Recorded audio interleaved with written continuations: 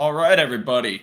The red light is on, which means this show is on. And for all of you watching us live or listening to us after the fact, I want to first say thank you so much for tuning into this week's episode of Under Review. My name is Joe DeRosa, and today's episode is going to be a fun Bills draft where each one of us picks our favorite player for that position, the Bills position this year in the draft. I can't talk. And we just kind of go over why we like it, seeing what needs the team has and kind of assessing each round's value, who would be kind of the best player to take in that moment. But before we get into that, I want to introduce my stacked with a capital S panel today. And in order here, I got Tilt and I got Kevin. So I'm going to let you guys introduce yourselves. Dave, you go first. Yeah, what's up, everyone? For those of you who recognize me, probably see me on the Air Raid Hour. We're on Uncover One every Monday night at 9 p.m. live on YouTube with me and Judge Mathis, Steve. This is a special time of the year for us. This is kind of like our lane, if you will, the draft, and we've always loved doing the draft and covering it. So these types of shows are always like really, really fun for me. And Kevin Messeri from the Going Deep podcast Tuesdays, breaking down subjective, objective opinions on our show, bringing in good guests. We're going to have the Kent Lee Platty from Raz on this week. So we're pretty excited to have be able to share his opinions and what he thinks about it. I know Tilt's into that. Really excited to see Tilt's dashboard that he has been working on, but there's definitely some fun times with mock drafts. So appreciate you having us on. Absolutely. I'm happy to have you guys on again. I wanted to really I figured with draft season coming around, I know mock drafting is the thing. I wanted to do my own episode on it. And, I'm happy to have you guys here today to kind of just talk some of these players with me. And, without further ado, I want to say first off, shout out to everyone in the chat. Let's just get into it because I figured we could kind of see how we do on this draft. If we have some time, maybe go over even another one if there's enough time for it and just kind of talk about our favorite players. So got Bills highlighted. I got this at super speed. Do you guys have any objections to slowing it down or anything? No objections. None here. Fantastic. All right, so let's get right into it. So the rules for everyone who's watching today, we're just doing all the Bills' 6 picks, no trades, as tempting as it is in this simulator, because every single time I've done a mock draft here, it has been trade back central. I have probably accrued like 10 picks each time. I'm not going to do that today. I want to keep it just as simple as 6 rounds, 6 picks. Thinking of if the Bills weren't to trade at all in this draft, whether that's up or down, how would they approach the limited draft capital they have? So that's what we're going to do today. So I'm going to avoid this panel in the corner over here, and let's just start our draft. All right. So hyperspeed is over. We have offers that we're going to ignore. Gentlemen, here we are at pick number 27 or 28 or 27.689, whatever you want to call it. So we have some good options here. Now, I have my opinions on who I would like to take here, but Till, I'll start with you. Who do you see, if I continue to scroll on this list, or any names that you have off the top of your head that you think the Bills should take at the spot in the draft? Yeah, I'm kind of narrowed in on a couple positions, right? I think for me, it's either wide receiver, middle linebacker, or potentially an offensive lineman. The wild card, I think, for me in this scenario would be an edge player, given how the board has fell here. Guys like Will McDonald and Felix Anaduke Uzama are interesting to me, but it would be really hard for me to kind of wrap my head around taking one of those guys in the first round. So that's where I kind of like lean towards offensive line, wide receiver, or linebacker. As you can see here, the board, I'm not sure what the top wide receiver available is, but there's definitely a good slew of offensive linemen available. You can see that we have guys like Osiris Torrence, and I believe even further up we had Anton Harrison, who is a popular pick from Bills Mafia. So we have some good options on the offensive line. Darnell Wright is a guy that I think is very popular at this pick if he's available. But I know, and I've watched, a couple of Kev's shows. I know him and Mike are maybe a little bit. I mean, Kev, I don't know if you've changed your tune, but it seemed like you were kind of feeling like the Bills were maybe having more confidence in Spencer Brown than the draft community or the rest of Bills Mafia. So, I wouldn't be opposed to going wide receiver or even taking the shot at Jack Campbell here. That would be kind of, I think, where I would be leaning right now. To follow that up, yeah, I mean, the tackle one's hard for me, just like defensive tackle. They have 4 players over $4 million. We're getting into a situation we're going to inactivate potentially the draft choice at defensive tackle and open up the slew of, well, we never play draft picks. Brandon Beane doesn't, or Sean McDermott in this case, doesn't play his draft choices. Well, if you're drafting where you have 4 players making over $4 million, yeah, you might not see a jersey on game day. So that's an issue to me at defensive tackle. I know none of them are signed past next year. However, we got kind of mad at the Terrell Bernard pick for putting him in the cupboard when we didn't necessarily have a need at his slot, maybe the Matt Milano weak side linebacker position. Mm-hmm. You know, we're kind of changing our tune. We're putting a defensive tackle into the slot, where into the cupboard, you know, we may not use him for a year or two. So I struggle at defensive tackle a little bit. I struggle with the asset allocation there. And if they do let all 4 of those guys go, we can jump right in at free agency and rookie discussions next year. In my opinion, there's no reason you need to have a defensive tackle in the cupboard in these situations. So I tend to pass on that for a little bit.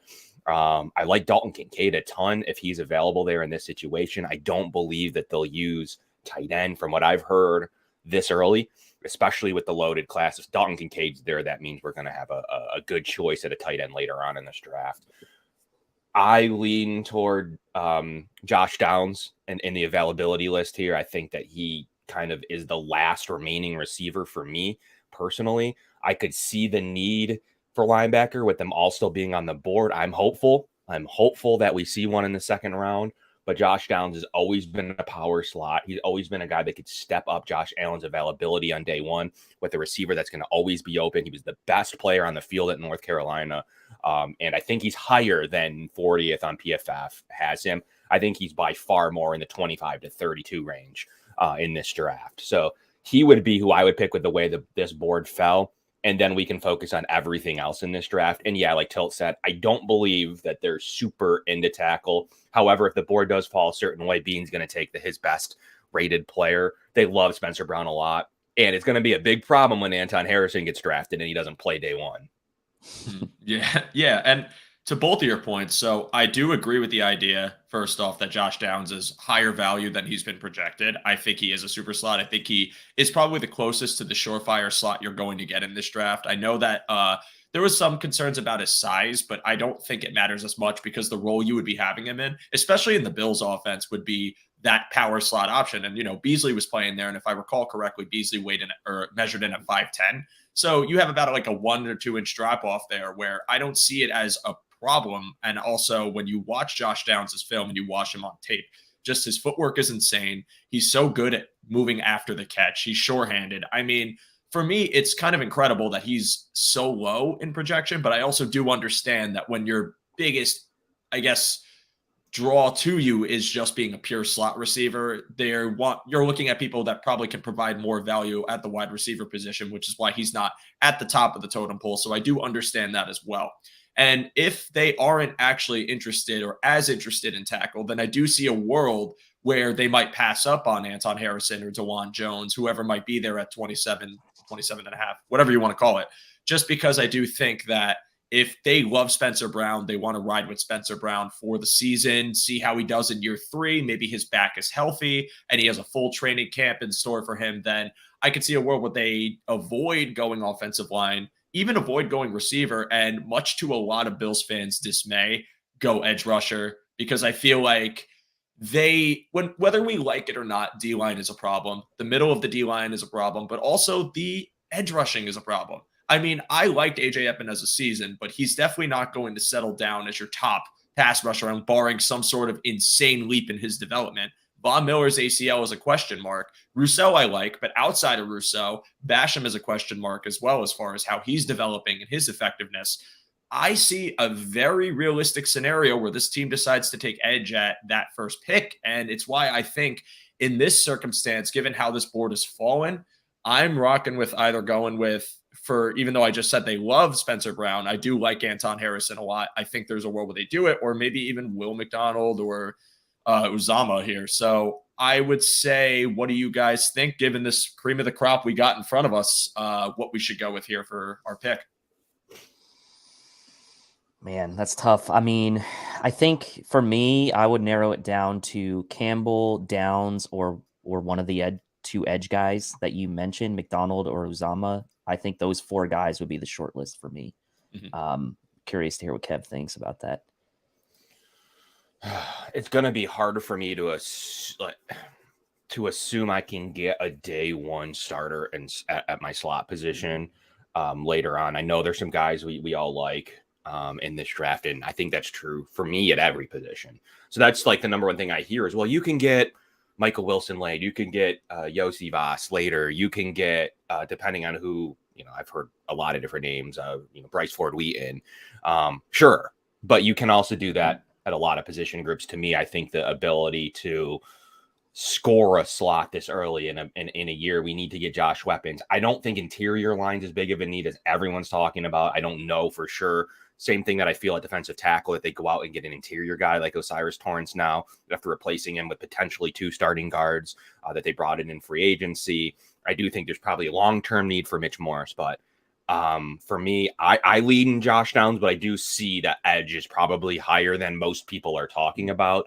And if a Will McDonald is there, I could see the need to go that route, as they just love edge. There's so much evidence that they would use a pick on edge and not really care.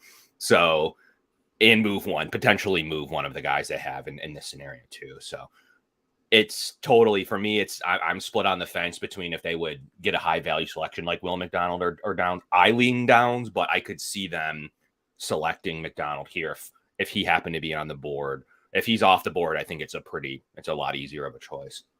Yeah, and again, for those that are entering the chat, maybe didn't join at the top of the hour. So this mock draft, we are not doing any trades. So where we are at is where we are staying. So we are going to look at this list and like it, whether we like it or not. So and comment on that too, real quick, Joe. Someone's got to want to who are they coming up for, right? So like someone's got to really want Dalton Kincaid here at this spot. It takes 2 to tango. You don't just say automatically trade back and get max value. Yeah, if you trade back here, you might only receive a mid-4th or something. So at some point, you got to weigh that to the 4th round or the 5th a year option, which is very valuable to a team in a contract negotiation. So it's not just an automatic. I see a couple guys that like move down. Well, you have to have someone willing to trade, most likely a 3rd for the Bills to ever come off of that after that pick. Yeah. Well, maybe it's a typo. Maybe they're saying move 4 Downs. Maybe they like Josh Downs too. No, I'm just kidding. All right. Well, yeah, no, I agree. And I think given the list we have here, I think Will McDonald would probably just make the most sense. Now, I also think I'm okay with this team reaching for like an early 2nd round, mid-2nd round talent here. Again, the lines are kind of muddied when you get to late in the 1st round, right? So you're looking at a situation where you're kind of looking at a pool of players where the 1st round projections are kind of not gone, but there aren't nearly as many. And Bean said it himself that usually like every year they're looking at like 15, 20 guys that are true 1st round grades. So here, I feel like you're way more justified to take 2nd round talent. So if they did do a reach for Jack Campbell or the show's thumbnail today, Trenton Simpson, that would be fine with me. But in this circumstance, I think there's more value in bolstering your edge rushers and making your D-line a little bit better, especially if they're healthy this year, than kind of taking the reach for the linebacker. And I do love the top of the linebacker class this year, the top emphasized. But I think in this case, I'll take Will McDonald. So before I do it, any objections to this pick? I mean, no real objections for me. I think that it's not going to be super popular among the masses, but I do think that the fact of the matter is you have bigger, more sort of run-centric edges that are going to be available for you week 1 in Rousseau, Epinesa, Basham. You don't really have stylistically a guy that is in the same sort of vein as Von Miller. And I'm not saying guys are Von Miller. That's not what I'm saying. I'm saying stylistically, you need pass rush from somewhere. And I don't think you're truly going to get a ton of pass rush from Rousseau, Epinesa, and Basham. They're going to be very good players, like setting the edge and defending the run. And Rousseau will get his moments, but it is a weak pass rushing team as it stands right now without Von Miller. Very weak. I agree. Yeah, Kevin, any objections? Not really. I think you hit it on the head, though. Like, it's not going to be a popular pick. Bills Mafia is going to mention how often we spend on edge. Where's Epinesa? Where's Boogie Basham? What's going on? Why did we try to change their weights? Why are we moving them around? What are we doing with them? What were the decisions there? And then we could just continue to double and triple down. We talk about asset allocation at defensive tackle, but here we are at defensive end continuing. I know there's a fallacy there that just because you've used a pick doesn't mean you can't continue to, but at some point you need to see what you have out of your guys and trust your draft choice in Epinesa and Basham. This would show me they do not trust them. But I think the player's decent. I think he could come in and be an immediate help and be a real supplement to Rousseau. So I could see it, but it would be funny to get Von Miller's reaction on like, hey, what do you think about Will McDonald coming on? I bet he has a little bit of say on how he would feel another high choice addition would add to the room. Mm-hmm. And I mean, Von Miller's been shadowing Bean this whole time. I would be very surprised if there hasn't been any input on him and what edge rushers he likes, what he sees out of him. Yeah, exactly. So I think in that regard, that makes me a little more confident that if they chose edge rusher, Von's input was put in and he would probably be the one coaching him up. So with that, my imaginary gavel hits the desk and we take Will McDonald at our first pick. For all the people that might be screaming and crying about this pick, I do apologize. That's rough seeing Felix there show up on the board in round 2. After just that was going to be my worry, yeah. All right, guys. Well, the board has not been good to us so far, but this is all for fun, thankfully. I see an automatic right here for me. Is it? Tittman. I was going to say either Whippler or Tittman here. I do a little scrolling just to see who else we got in this here. I know I think it was Roy earlier said he loves Siaki Ika, and I like Siaki too. Yeah, big man that would fit in well. And I see Michael Wilson and I see Zavala, so there's some talent here, but I think the obvious glaring need, if you're thinking long term, is to take one of these two centers here. So Tilt, start with you. We'll go to Kevin. We're going in order. So look, Bills Mafia, we passed on slot wide receiver in round 1. You see Nathaniel Tank Dell there, sitting there as well. Very enigmatic prospect.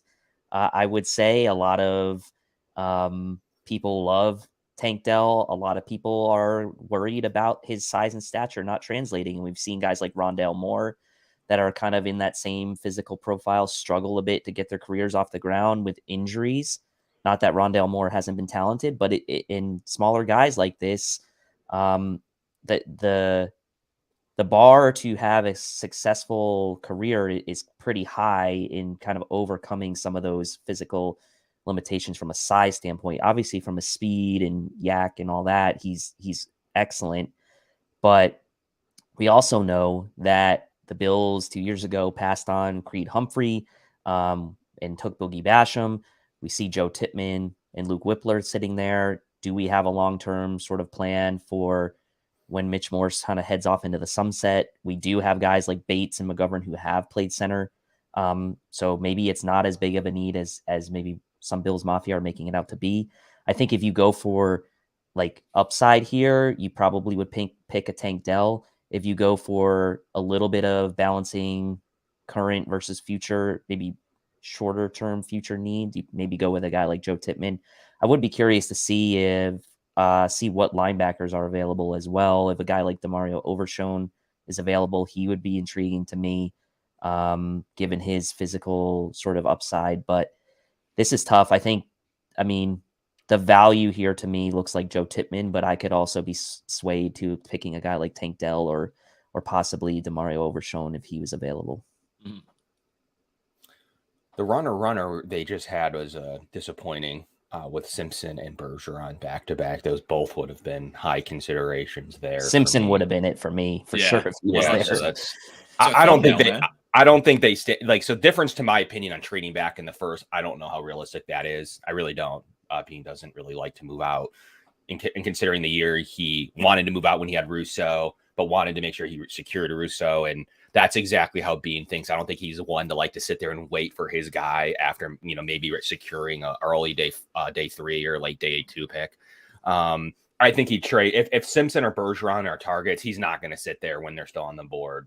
Probably pick 56 to Jacksonville. He might come up and select one of them and not pay too much to do so. Who went prior to that? What did the draft look like prior to 56? Let's take a look. Curious to see how Bergeron, Simpson. Oh, Benton went already.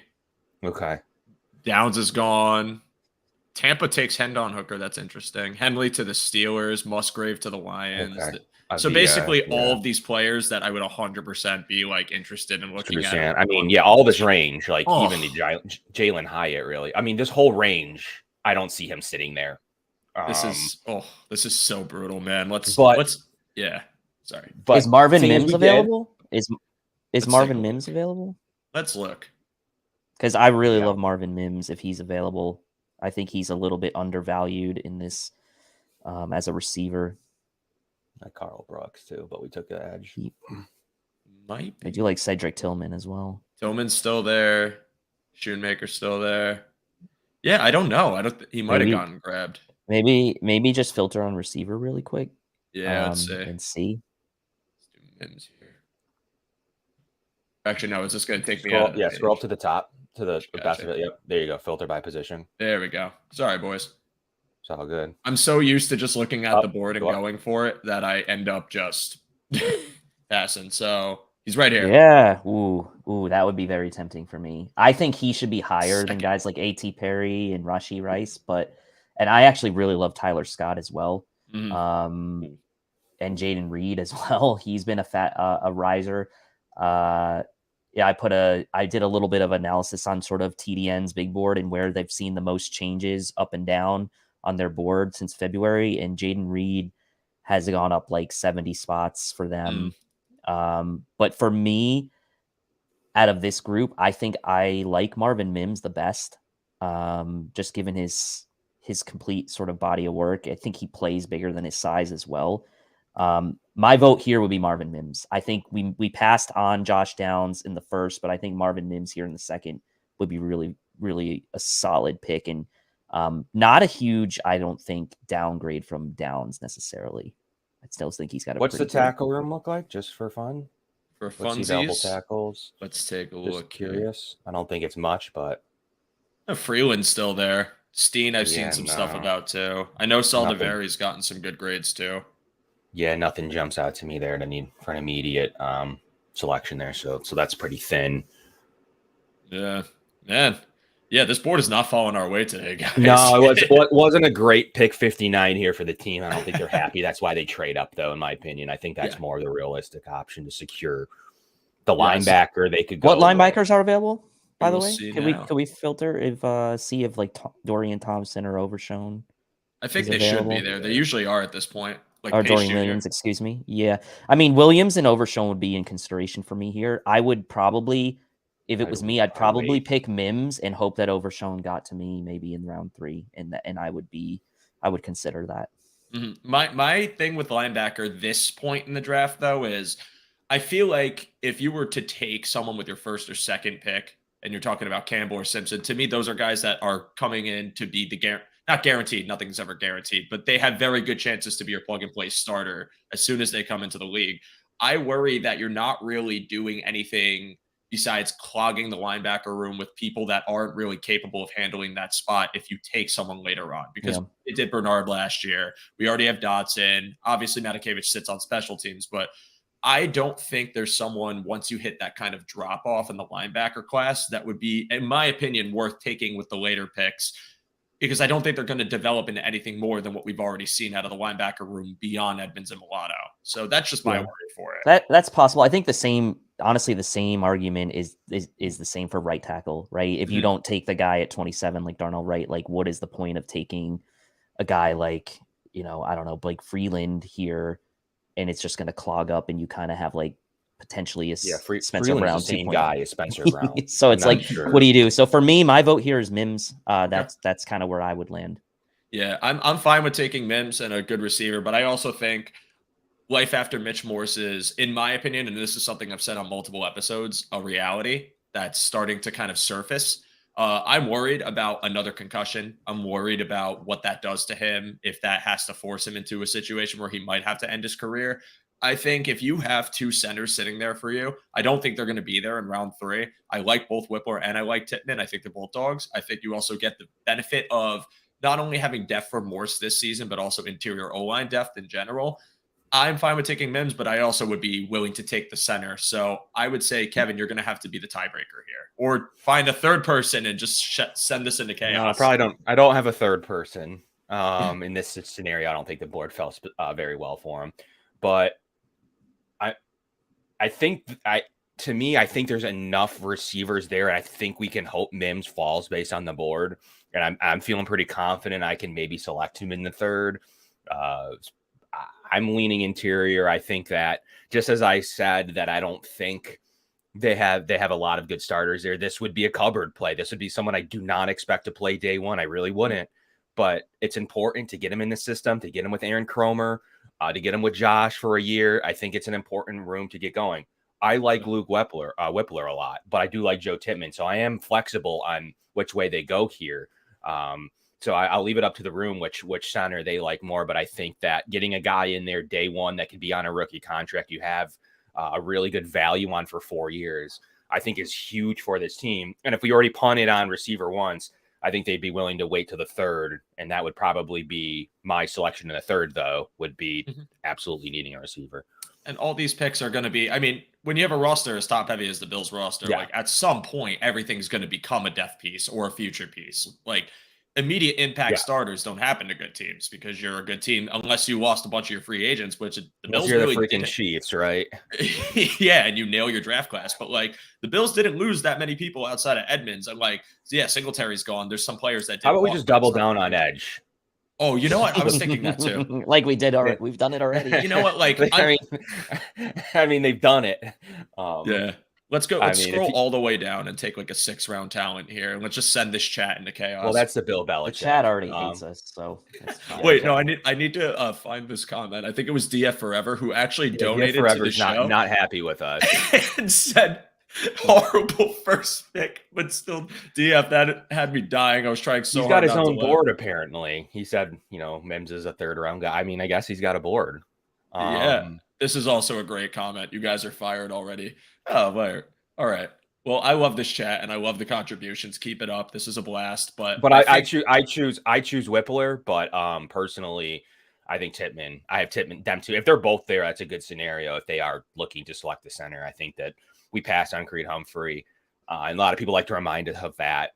So I do think they can make it right here with that scenario. I agree. So Tilt, I think we're gonna go center. Is Tippmann your guy, or would you rather Whippler? I have Tippmann a little higher, but I like both guys, so I'm cool with whoever you guys like. Well, then I'll go ahead, Joe. Select your favorite center. Well, I gotta get the Joe to Joe connection here, and also that haircut. That's just he's mean mugging. We're going with this. So Joe Tippmann, you are our 2nd round pick. I hope the chat can go a little easier. All right, welcome to round 3. Tanner McKee, take him off the board. There we go. Oh, we do.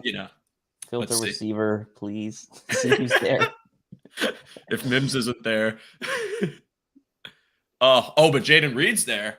Oh, okay. I mean, that's a layup, I feel like, and maybe to get the chat back on our side. Tank Dell just went 2 picks ago, by the way.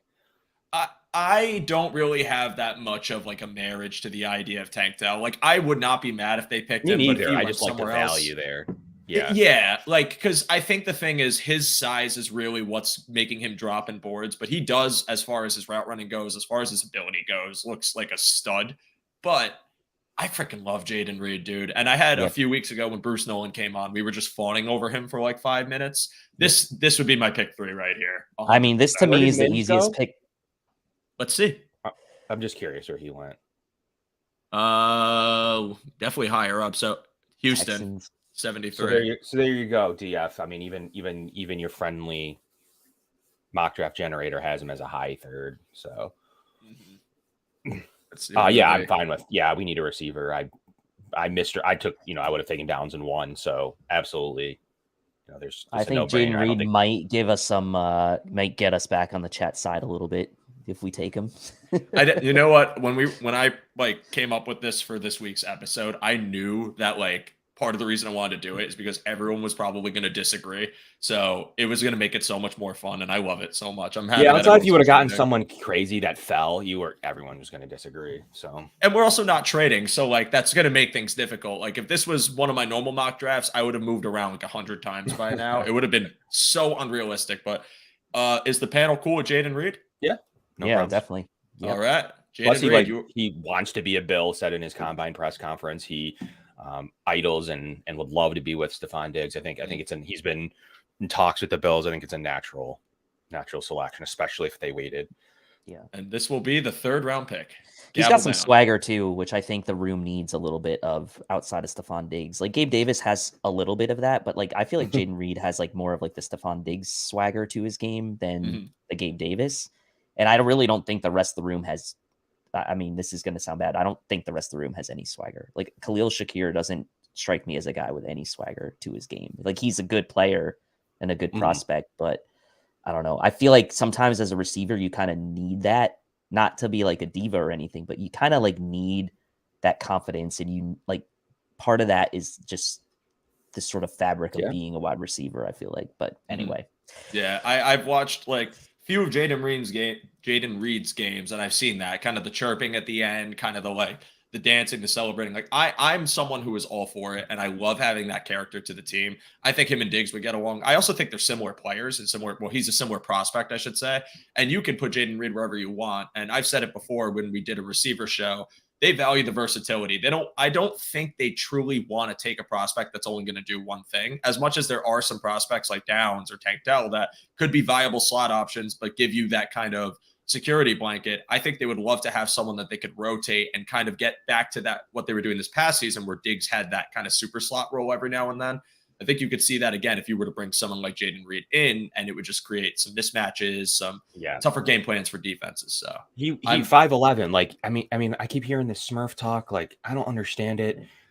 Josh Allen, the quarterback of the Buffalo Bills, likes players that can get open.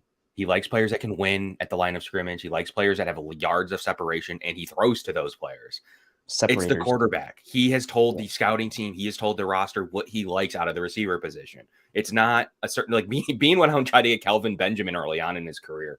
It's not Brandon Bean. It's a matter of that's who the quarterback likes. That he likes to see the player open. He likes to lead him for a big play. That's just who he is. He's not going to be your 50-50 guy. Yes, he'll use Diggs for that role, even Shakir in the playoffs, but he's not tossing 50-50 balls up to tall, lanky receivers. That's just not how he likes to, and a guy that already, has committed turnovers. He doesn't want those 50-50 balls. He wants to put them into to receivers who are open. That's just who he is as a quarterback. This is great, man. I can't stop reading it. I need to stop reading because I'm having too much fun with that. But yeah, so I like that pick again. Any mock draft I've done, Jaden Reed's been my 3rd guy. But now we're on to the 4th round, pick 130.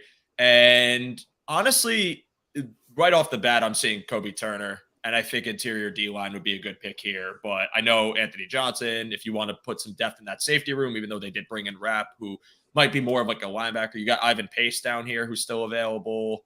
You guys have any positions you want me to explore here? Someone you might be on the mind to see if they're there?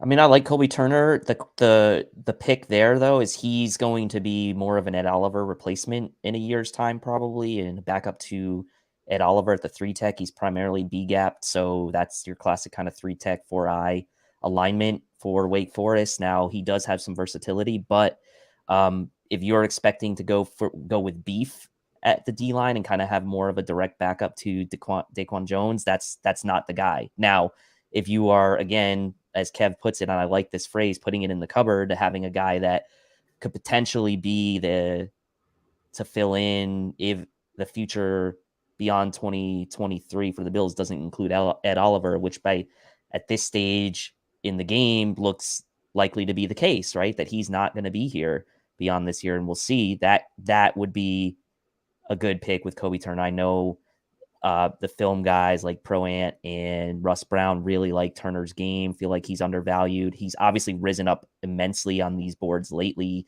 now inside the top 100 on PFF's board. I think he's just inside the top 100 now as well on TDN's board. And about a month ago, he was probably down in the 300-400. So I like that pick. I would be curious to see what linebackers are available though here. But I would not be opposed to taking Kobe Turner here. Can look at our linebackers right now. Kev, what you got?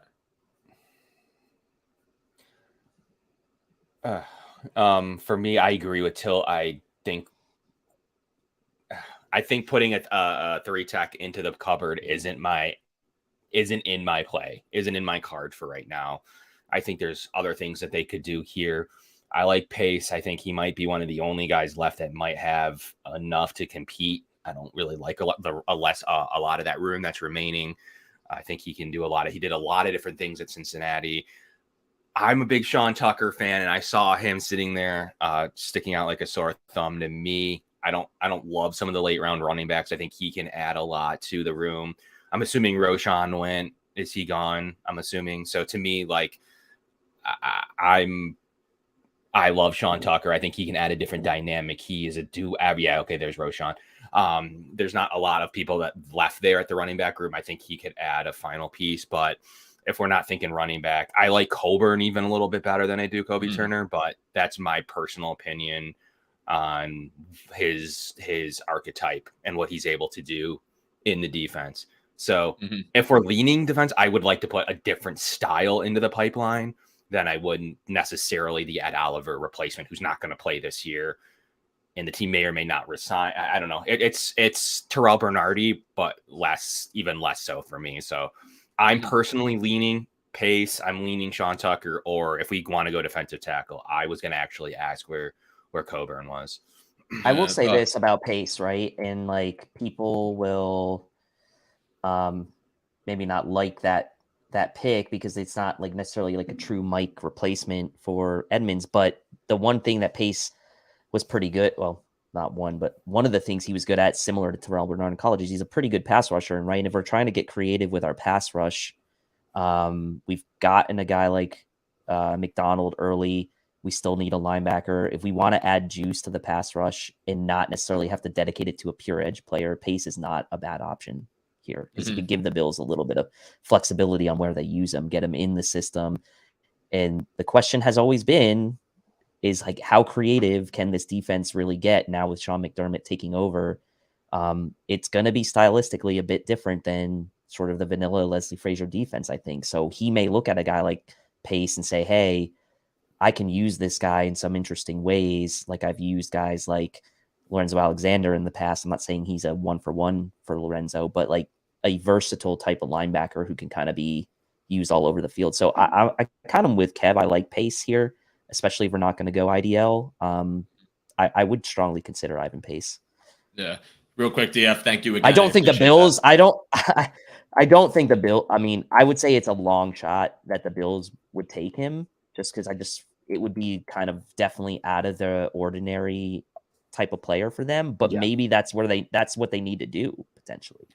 I mean, you're talking about a potential philosophy change on the defense this year, right? So McDermott's taking over play calling. We know he's a bit more aggressive. You bring in Al Holcomb, that might change some of the schemes you bring, or not schemes, some of like your sub packages, some certain things that might be a little bit different on the defensive side of the ball. I know we've talked about maybe introducing a dime look and, having Taylor Rapp be that dime linebacker. I know we might be talking about new blitz packages that might be coming where it's a lot less 4-man rush and you might be sending up to 7 at points. And I think one of the things that you could make the case for when it comes to taking linebacker is if you have a rookie come in, it might not be the same degree of usage that Tremaine Edmonds had, where you're asking him to be sitting in the middle of the field and have pure coverage skills. You're also looking for maybe someone who is a more capable pass rusher. Maybe they run a certain look where they have 3 linebackers all in coverage. It could be a lot of different things where I think now maybe there is a conversation to be had about taking linebacker later on because maybe that position in general changes in this defense. So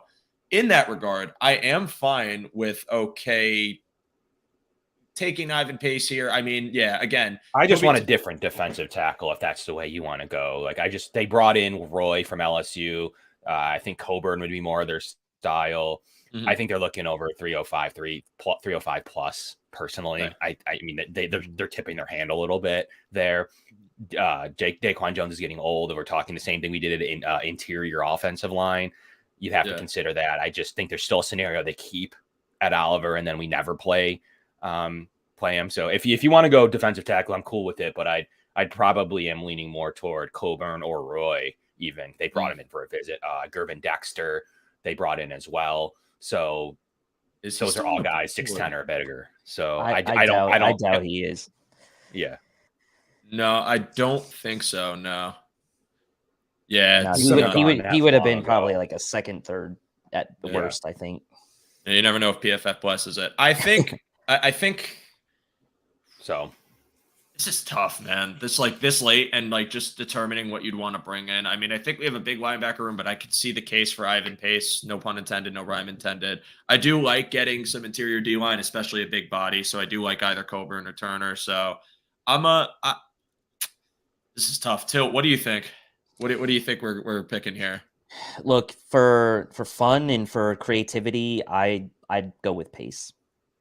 All right. Yeah, he Well, was the immediate. You could get fun with him. I know it's not technically maybe what they're considering, but I think that anyone who says that we don't rush the passer, well, they certainly tried to address it again this year with Pace and McDonald in the first. You can certainly say they're trying to continue to get better. And yes, it does admit defeat on Boogie, Basham, and others, but what are you going to do? Not rush the passer in the playoffs? I mean, sure, like it does admit that you didn't score some of those selections, but we got to continue to get Patrick Mahomes to the ground.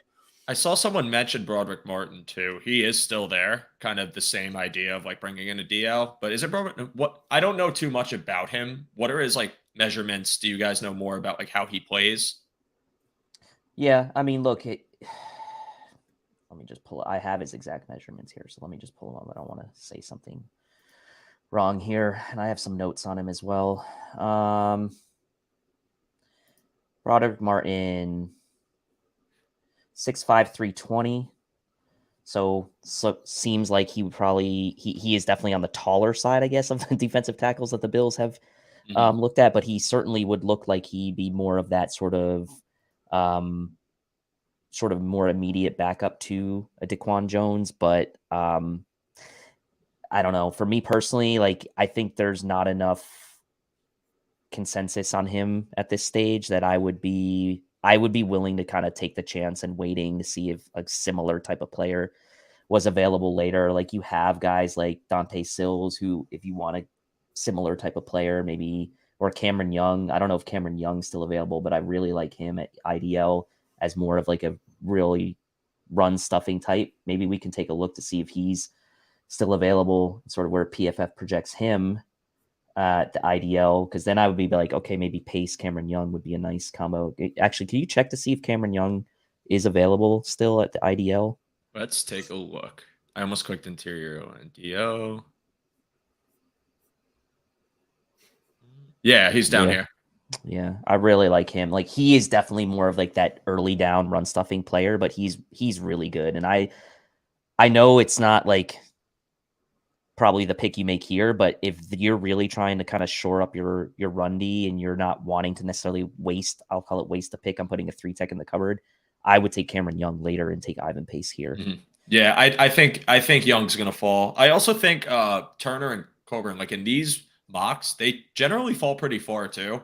I've noticed like every single one I've done, they're usually there, like even by the 5th round, 6th round. So I think I'm gonna go with Pace here. I mean, it just seems like the pick where at this point, if we didn't take linebacker early, even though I'm not really too into the idea, given the board we have and who I think might fall, I think it makes sense. So, I mean, if you're in and Kevin, you're cool with that, I'm going Pace. They got to might be the last potential linebacker that could add something. And he's instinctive. He sheds blocks well. For me, I like Pace, and I think he is worthy to put in the system.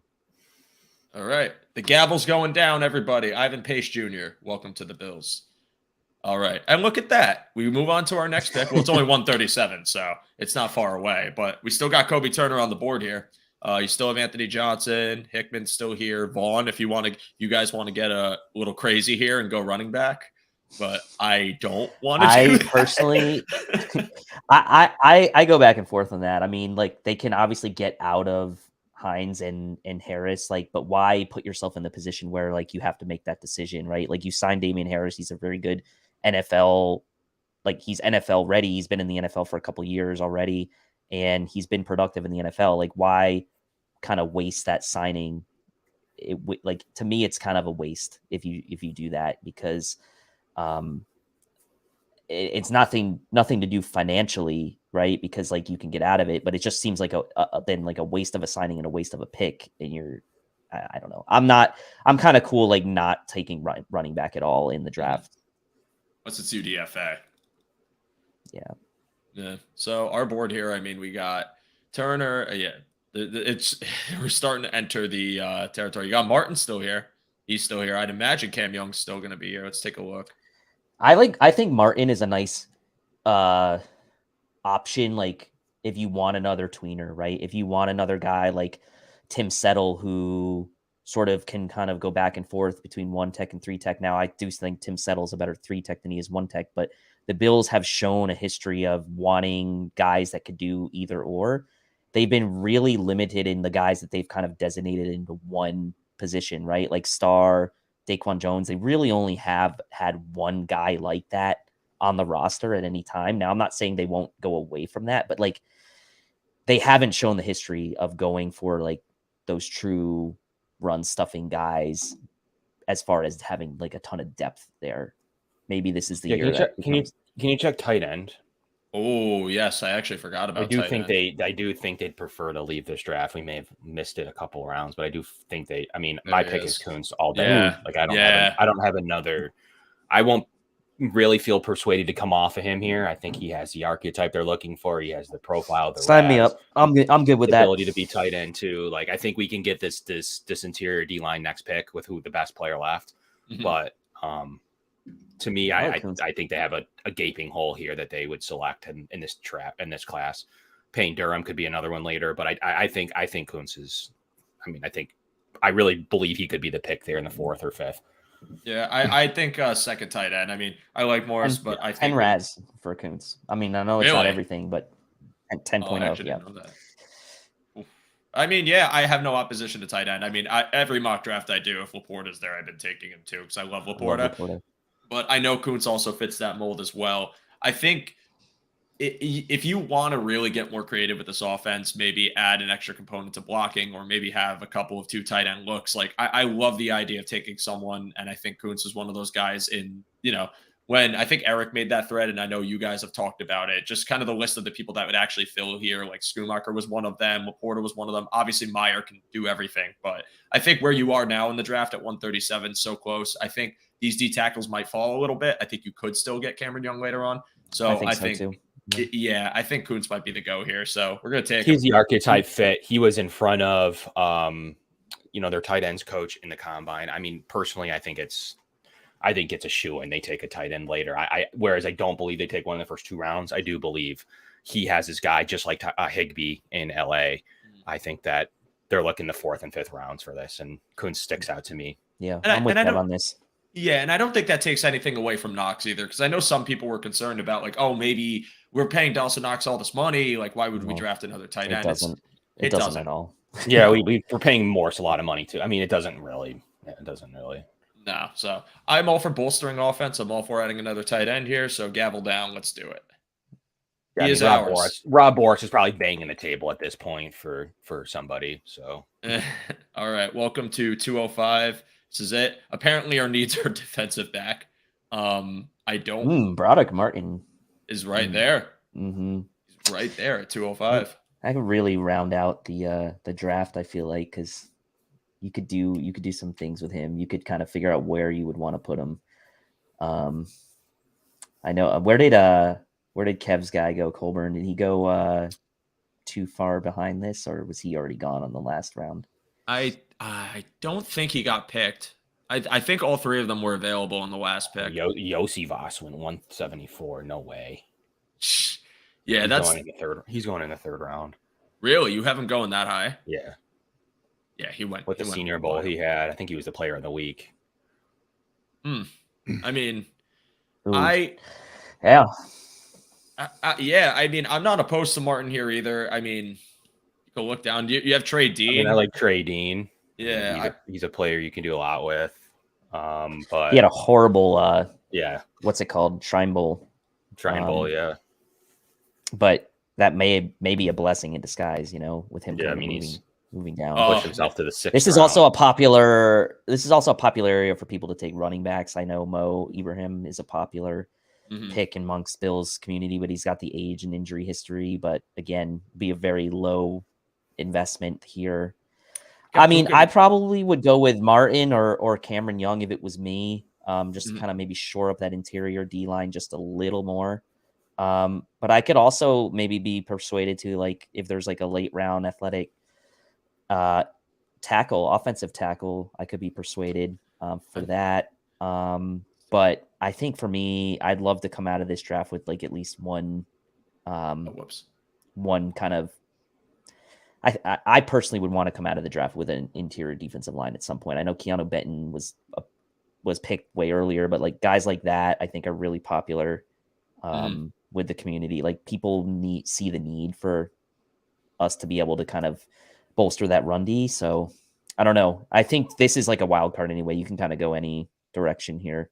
Yeah, this late in the draft, I mean, you're looking for diamonds in the rough, right? And I mean, Bean and McDermott have had success this late in the draft, but have they had it with D line? Have they had I mean, apart from rotational players, I'm cool with it because I just feel like at this point it's so McFadden was a guy who ran a 4.9. I think he's like one of the fastest offensive linemen. So you could probably do stuff with that combo blocking and running deuce. So there's potential they could see the possibility of it. I think he's like 6'1" or 6 foot, but there's a potential that you could see the tools of a McFadden. I think he's got like an 8 RAS, something like that. So he could be someone like that could be in play, especially in the 6th round. But yeah, I mean, I don't think they address DB. I think their roster is set at that position. I think we talked about running back a lot. Where's the roster? Where's even the roster spot at DB? I don't see it. Your corners are full, your safety cupboard full, especially if Hamlin's playing. And you have a couple special teams guys behind that you like in Cam Lewis. I don't see the need for a DB even in the McDermott year. I think he kind of settled that last year. So for me, I think Broderick Martin would be my choice here. I think you can do a lot with that. And coming out with an interior defensive 6 rounds where I feel comfortable with not really caring if he's inactive. So for me, I think that's the natural selection to have him be the 5th defensive tackle. Yeah, I'm with Kev on that. I think that would be my pick as well. Well, I can't outweigh the panel here. So, I mean, it was either between him or Young. I didn't really see because I was thinking maybe if there was like a tackle I liked or maybe some late receiver. They could go with McFadden from Clemson. And realistically, they could see that there's something there to put him in the cupboard. But, I think there's, we'll just say they are going to go interior defensive tackle. Well, I guess this is it, boys. This is our last pick. So I'm going to click it. Let's see it. And let's see if PFF roasts us. Because I always feel so bad when Anthony posts his drafts on Twitter because they'll I think they're great drafts and they'll get flamed grade wise. Okay. All right. Not awful. Not awful. Not awful. Hey, they gave us an A for Broderick Martin. Yeah, I like that. Yeah, baby. Pat on the back for that one, boys. I thought we might. Honestly, I have no idea how PFF grades really come about. Like Pace a little bit. I mean, they really just dinged us on Jaden Reed, which to me I thought was like one of our best picks. Yeah, that's really it. I mean, they dung us on Jaden Reed. I honestly, I think. All things considered, if this was how it was going to be, I wouldn't be too opposed to this. I know some people don't like our first round pick, but I think edge is a need. I think a future center would be great. I love Jaden Reed, and I don't understand why he's graded so poorly. And that's why I think it's just like ADP. Because he's like a 120 on PFF. That's like a 91. That's why. That's where they came up with it. Yeah. And again, the argument for Pace Jr. is there. Kuntz, I think, is a solid addition. Broderick Martin that late to give some DL depth, especially when it's going to need future players on cheap contracts. I'm for it. So I don't think we did too bad here, gentlemen. What give me your overall assessment of our board right now. I personally think we did the best we could in trying to get good players with how the board fell and sort of trying to justify the need as well. I mean, I think the grade is kind of, I wouldn't necessarily agree with the individual grades, but I think the overall grade I would agree with somewhere in that kind of B minus range, given the way the board fell. Mm-hmm. I think Kuntz is higher than that, and I think Reed's higher than that, and the rest are fairly accurate. But I think we had a day 2 wasn't friendly to us in this scenario. We probably would have moved around realistically there, but thought we did great in day 3, coming in with Pace, Kuntz, and Broderick Martin. That's the kind of flyers you're hoping for. That's the lottery pick you're trying to take on day 3. So I thought we knocked it out of the park in day 3. I mean, I'm just going to be honest. Yeah, day 2, we probably could have finagled something, to be fair to us, but it's okay. I feel okay about it. I'm not number 1 need in replacing Mitch Morse yet. I think you can look at that next year, but overall, Tippmann and what he can do can be a solid day one center, and having him could be nice long term. And we were all complaining about the offensive line, and they really got better at the interior offensive line position this offseason. And we got to stop, pointing to that. The O-line would be pretty built up, and we can attack right tackle next year. Yeah, 100%. And again, like I made this point earlier, but I'll say it again. The team that we have right now, if this was our draft board, whatever the draft may end up being, is still one of the best teams in the NFL. It's still one of the best rosters in the NFL. Every team has holes to some degree. I mean, even the Kansas City Chiefs, when they won a Super Bowl, there were parts of their defense, there were parts of their team you could have picked apart for not having enough depth or having, there's advanced line metrics that show that the units were the same. And there's power running game, speed run game, all of them favored the Bills. So we remember the snow game. We remember a little bit of the playoffs when they ran zero blitz, but ultimately the O-lines in the regular season graded out extremely the same in a lot of advanced metrics. Mm-hmm. Yeah. And I mean, you look at I think the team's solid as it is, which is why I think, like, obviously I want to draft the most ready player you can get. And I think there are positions you absolutely need to address. Again, I talked about edge. I talked about interior D-line. I think right tackle's a need. I even think you could add one more wide receiver. But again, like, this team, like, on day one is still going to be one of the best teams in the league, just from a roster standpoint. And when you get to the later rounds of the draft and you're looking at the depth you can add, like, not everyone's going to be a surefire starter. Not everyone is going to be someone you plug in day one. They might be someone that comes in next year because someone's leaving. So given that mindset, I think some of the picks we've gotten in here for the value we got them at is great. I mean, again, Broderick Martin, I think him falling that late was great. Kuntz was great. Pace Jr., to be seen, although you guys have kind of given me more of an argument for him. I'm a Jaden Reed stan. I don't think any of those top tier receivers, maybe Addison and Flowers now, could fall to 27. And if they don't, then this is the guy I would be pounding the table to grab. I love the idea of adding a center depth just for the inevitability of more sleeving, whether that's next year, whether that's a few years from now, letting him cook and getting used to the system, be a big athletic guy. I just see him as like benefit, especially in the run game. And even Will McDonald. I mean, listen, if Vaughn's not ready day one, if Epinesa isn't effective, if Basham isn't effective, if they have to rely on blitzing to get any sort of quarterback pressure and it doesn't work, then to me, that outcome where teams are shredding our pass defense apart because we can't cover long enough is a terrifying thought. And it's why I do have some justification for taking edge at that pick, especially when you're so close to the second round. And later on, they might take it. The funny part about this draft, Joe, is you could have scored 3 starters out of this and then 1 future starter in Tippmann. Pace could in theory line up and start. I mean, you got a tight end 2 in Kuntz. Broderick Martin is instantly a Daquan Jones replacement and the guy you're looking to develop as run of the mill, as you could say, or as B- as this draft looks. Will McDonald could line up day one as a starter. Joe Tippmann could start next year. Jaden Reed could start day one in the slot. Ivan Pace could find his way onto the field. Kuntz could be a contributor, and Broderick Martin could be a guy that plays well down the stretch or something. Ultimately, after an injury, you got maybe more than you'd think out of this class, and Kuntz athleticism in the fit. I mean, I 100% think that's as realistic of a pick that we made there. I think rounds 3 through 6 are pretty spot on what I think the team could do. Mm-hmm.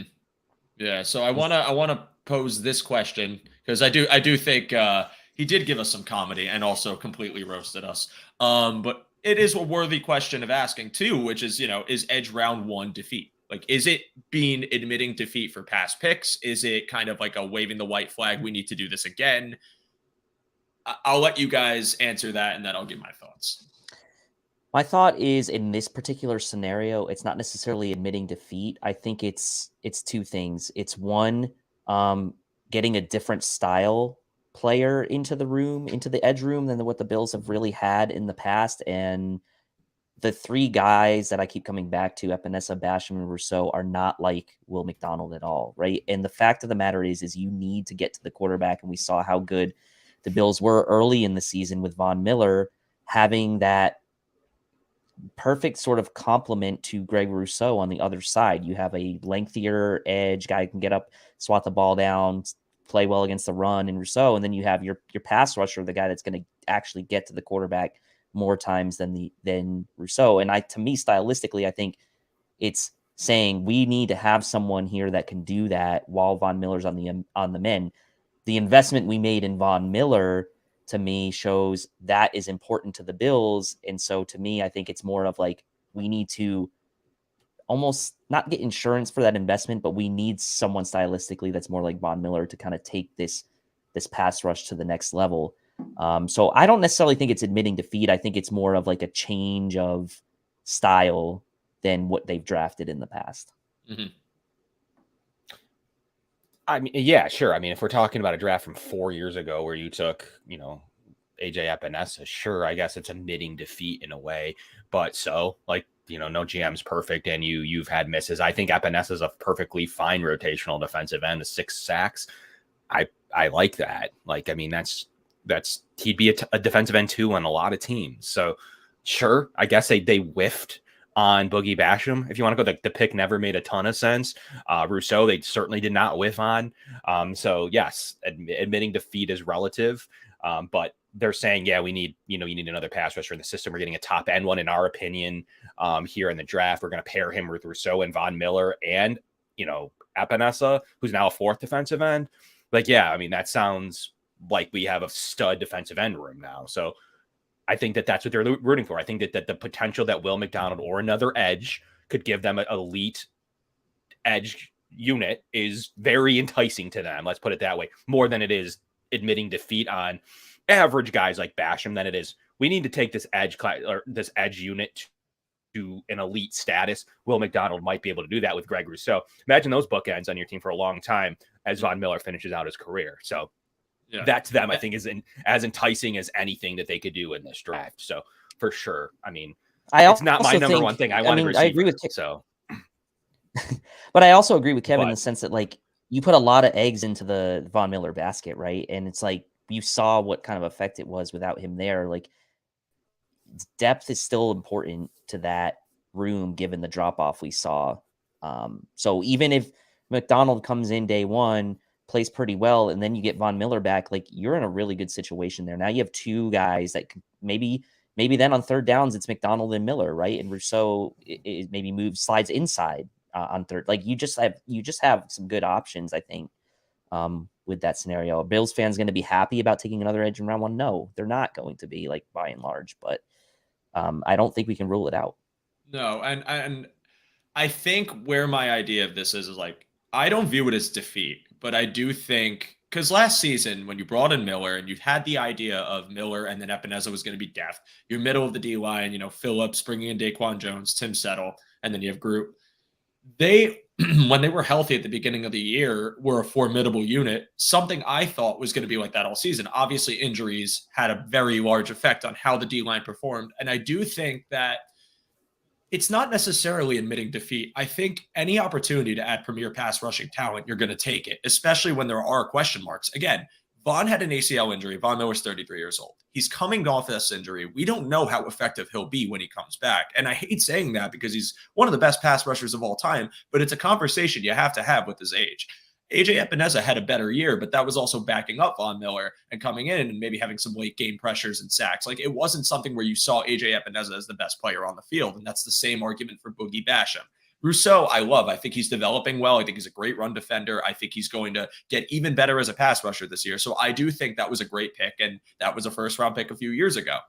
Calling it defeat, I think, is the wrong word, but saying, hey, there are question marks on this D-line, and I think it's worthwhile to address this because we have some unknowns on this defense. I would like our pass rush to be at least stable enough where it could cause some havoc, make defenses play into our coverage a little bit better, maybe allow us to be more creative, because maybe in their mind, no pass rush means that those defensive formations can't get creative. They can't get wild with it because they don't trust the people up front. So maybe not defeat, but I do think it's kind of saying, all right, we're concerned about this unit. We're concerned about the health. We don't know if Phillips will stay healthy. We don't know how our interior D-line is going to pressure, especially if Ed gets double teamed. We don't know if Rousseau can do it all by himself. And we don't know how long it's going to take for Miller to get back or if Miller's going to be healthy. So why not get an edge? Why not allow us to have someone who's young on a cheap contract? You get the 5th-year option if you take him in the first round. And now both sides of your D-line are producing, makes the interior easier. Maybe you get a rookie linebacker who now doesn't have to do as much or clean as much up of a mess because they're actually capable of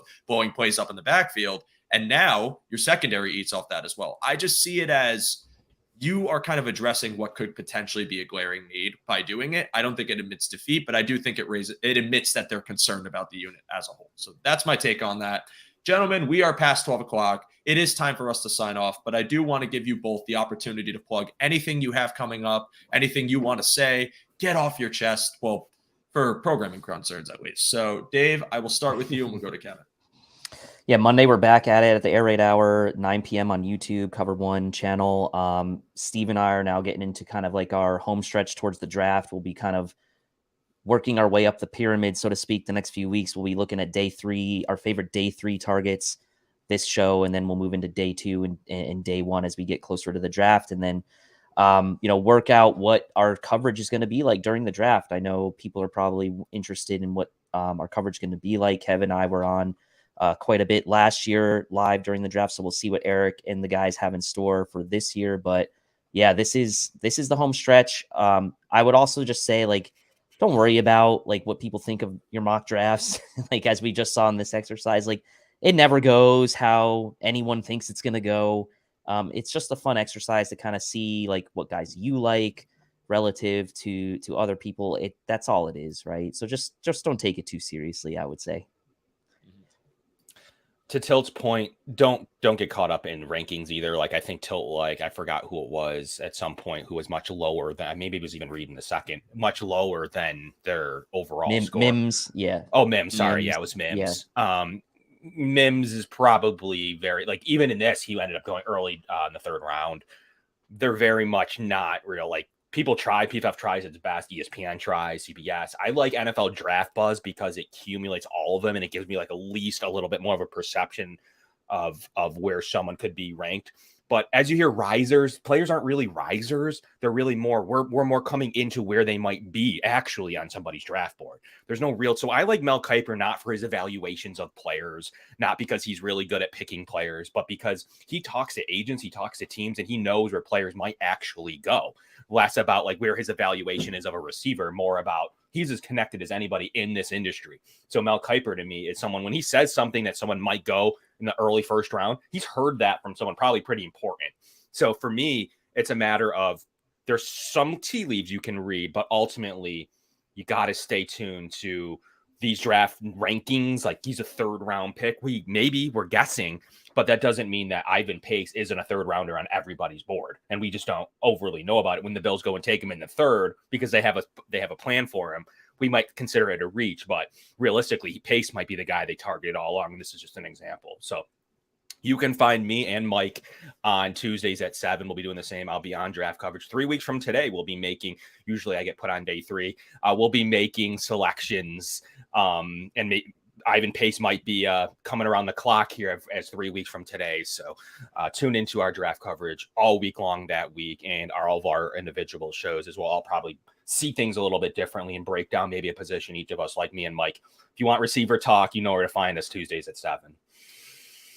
Gentlemen, both of you, Dave, Kevin, thank you so much for joining me today. This was a blast. I had a great time. I love mock drafting. So to get you guys here and to hear your thoughts on some of these players. It was a tough one. It was tough. But it's good, right? It was good to be put in that tough situation, I think, today.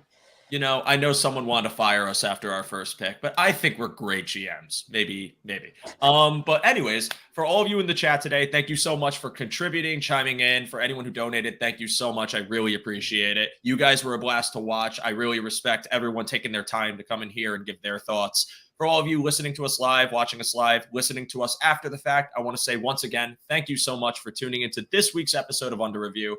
My name is Joe DeRosa. You can find me on Twitter at @show_DeRosa. I tweet about the Bills. I also tweet about random things that have nothing to do with sports, which you probably won't like because apparently the algorithm doesn't like when you do that. I don't know. But thank you guys so much. We'll be back next week. But go Bills and enjoy your weekends. And now for the awkward pause as I end the broadcast.